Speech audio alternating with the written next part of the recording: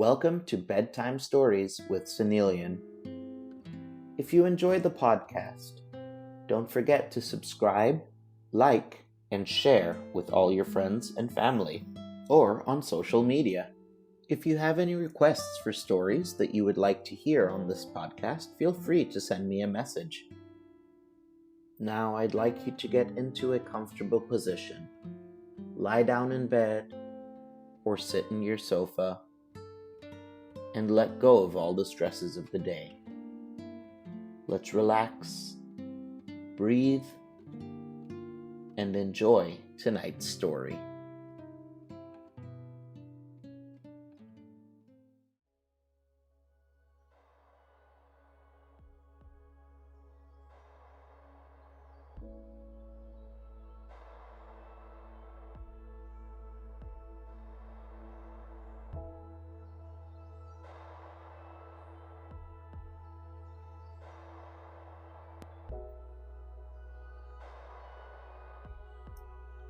Today we will be reading a short story by Hans Christian Andersen called The Bell.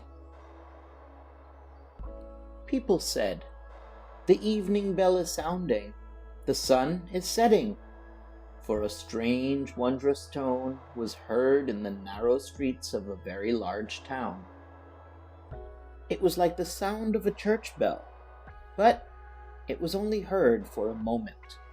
For the rolling of the carriages and the voices of the multitude made too great a noise.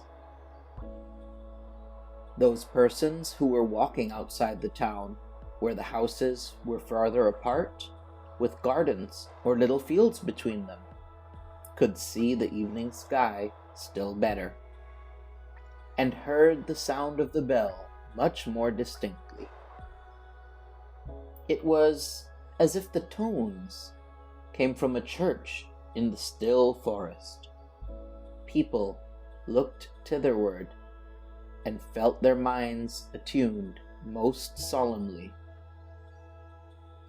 A long time passed, and people said to each other, "I wonder if there is a church out in the wood. The bell has a tone that is wondrous sweet. Let us stroll thither and examine the matter nearer." And the rich people drove out, and the poor walked, but the way seemed strangely long to them.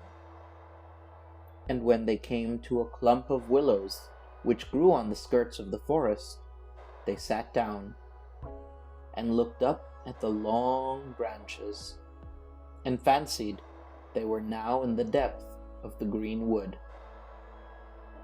The confectioner of the town came out and set up his booth there, and soon after came another confectioner, who hung a bell over his stand as a sign or ornament, but it had no clapper, and it was tarred over to preserve it from the rain.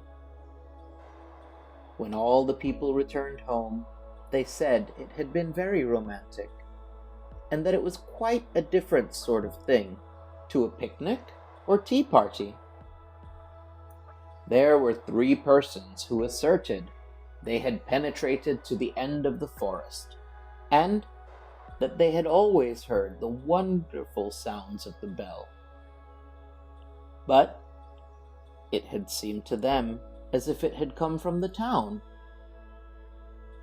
One wrote a whole poem about it, and said the bell sounded like the voice of a mother to a good dear child, and that no melody was sweeter than the tones of the bell.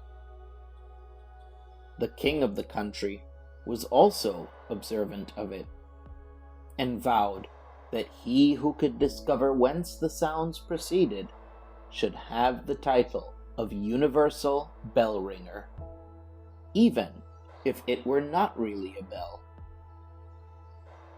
Many persons now went to the wood for the sake of getting the place, but one only returned with a sort of explanation. For nobody went far enough, that one not further than the others. However, he said that the sound proceeded from a very large owl in a hollow tree, a sort of learned owl that continually knocked its head against the branches. But whether the sound came from his head or from the hollow tree, that no one could say with certainty. So now he got the place of universal bell ringer, and wrote yearly a short treatise on the owl. But everybody was just as wise as before. It was the day of confirmation. The clergyman had spoken so touchingly. The children who were confirmed had been greatly moved. It was an eventful day for them. From children, they become, all at once, grown-up persons. It was as if their infant souls were now to fly all at once into persons with more understanding. The sun was shining gloriously. The children that had been confirmed went out of the town, and from the wood was borne towards them the sounds of the unknown bell with wonderful distinctness. They all immediately felt a wish to go thither, all except 3. One of them had to go home to try on a ball dress, for it was just the dress and the ball which had caused her to be confirmed this time, for otherwise she would not have come. The other was a poor boy, who had borrowed his coats and boots to be confirmed in from the innkeeper's son, and he was to give them back by a certain hour. The third said that he never went to a strange place if his parents were not with him, that he had always been a good boy hitherto, and would still be so now that he was confirmed, and that one ought not to laugh at him for it. The others, however, did make fun of him after all. There were 3, therefore, that did not go. The others hastened on. The sun shone, the birds sang, and the children sang too, and each held each other by the hand, for as yet they had none of them any high office, and were all equal rank in the eye of God. But 2 of the youngest soon grew tired, and both returned to town. 2 little girls sat down and twined garlands, so they did not go either. And when the others reached the willow tree where the confectioner was, they said, "Now we are there." In reality, the bell does not exist. It is only a fancy that people have taken into their heads. At that same moment, the bell sounded deep in the wood, so clear and solemnly that 5 or 6 determined to penetrate somewhat further. It was so thick, and the foliage so dense, that it was quite fatiguing to proceed. Woodruff and anemones grew almost too high. Blooming convolvulus and blackberry bushes hung in long garlands from tree to tree. Where the nightingale sang and the sunbeams were playing, it was very beautiful. But it was no place for girls to go. Their clothes would get so torn. Large blocks of stone lay there, overgrown with moss of every color. The fresh spring bubbled forth and made a strange gurgling sound. "That surely cannot be the bell," said one of the children, lying down and listening. "This must be looked to." So he remained, and let the others go on without him. They afterwards came to a little house made of branches and the bark of trees. A large wild apple tree bent over it, as if it would shower down all its blessings on the roof, where roses were blooming. The long stems twined round the gable, on which there hung a small bell. Was it that which people had heard? Yes, everybody was unanimous on the subject, except one, who said that the bell was too small and too fine to be heard at so great a distance. And besides, it was very different tones to those that could move a human heart in such a manner. It was a king's son who spoke, whereon the others said, "Such people always want to be wiser than everybody else." They now let him go on alone, and as he went, his breast was filled more and more with the forest solitude. But he still heard the little bell, with which the others were so satisfied. And now and then, when the wind blew, he could also hear the people singing, who were sitting at tea where the confectioner had his tent. But the deep sound of the bell rose louder. It was almost as if an organ were accompanying it, and the tones came from the left hand, the side where the heart is placed. A rustling sound was heard in the bushes, and the little boy stood before the king's son. A boy in wooden shoes, and with so short a jacket that one could see what long wrists he had. Both knew each other.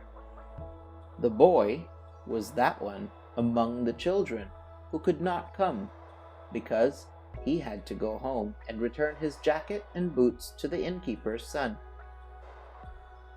This he had done, and now was going on in wooden shoes and in his humble dress, for the bell sounded with so deep a tone, and with such strange power, that proceed he must. "Why, then we can go together," said the king's son. But the poor child that had been confirmed was quite ashamed. He looked at his wooden shoes, pulled at the short sleeves of his jacket, and said he was afraid he could not walk so fast. Besides, he thought that the bell must be looked for to the right, for that was the place where all sorts of beautiful things were to be found. "But there we shall not meet," said the king's son, nodding at the same time to the poor boy, who went on into the darkest, thickest part of the wood, where thorns tore his humble dress and scratched his face and hands and feet until they bled. The king's son got some scratches too, but the sun shone on his path, and it is him that we will follow, for he was an excellent and resolute youth. "I must and will find the bell," said he, "even if I am obliged to go to the end of the world."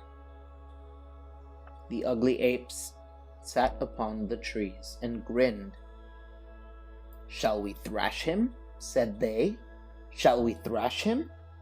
He is the son of a king, But on he went, without being disheartened, deeper and deeper into the wood, where the most wonderful flowers were growing.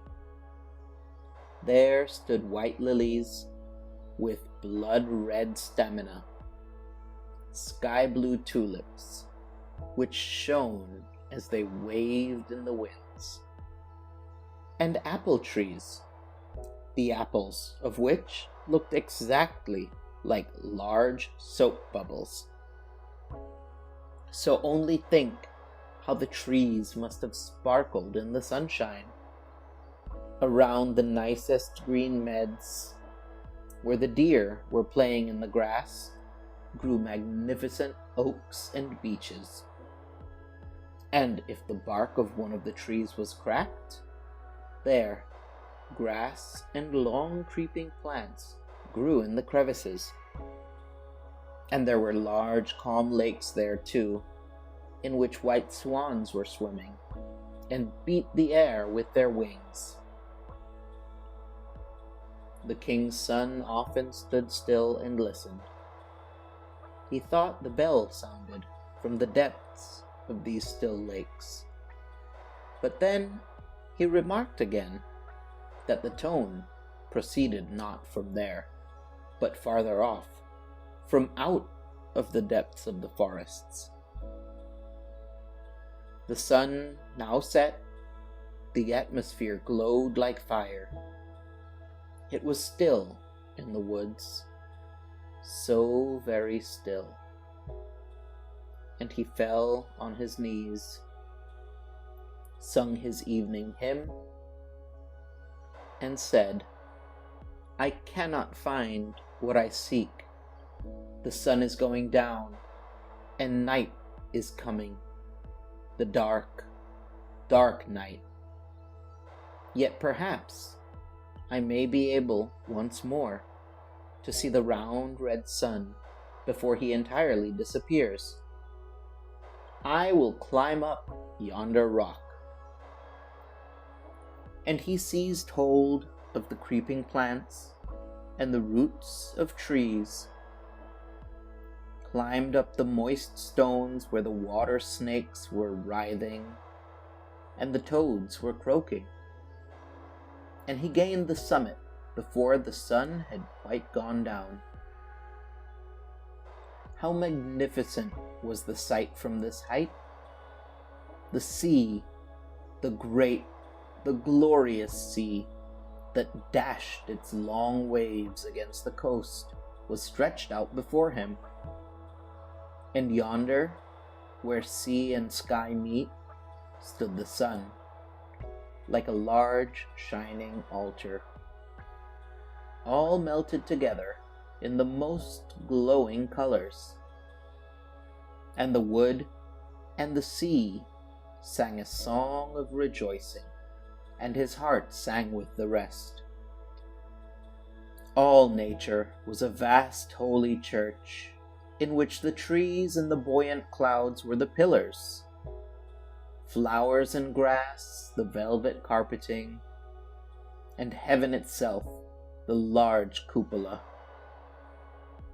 The red colors above faded away as the sun vanished, but 1,000,000 stars were lighted, 1,000,000 lamps shone, and the king's son spread out his arms toward heaven and wood and sea, when, at the same moment, coming by a path to the right, appeared, in his wooden shoes and jacket, the poor boy who had conferred with him. He had followed his own path, and had reached the spot just as soon as the son of the king had done. They ran towards each other, and stood together, hand in hand, in the vast church of nature and of poetry, while over them sounded the invisible holy bell. Blessed spirits floated around them, and lifted up their voices in a rejoicing hallelujah. I hope you enjoyed tonight's story. Sleep well, and see you in the next episode.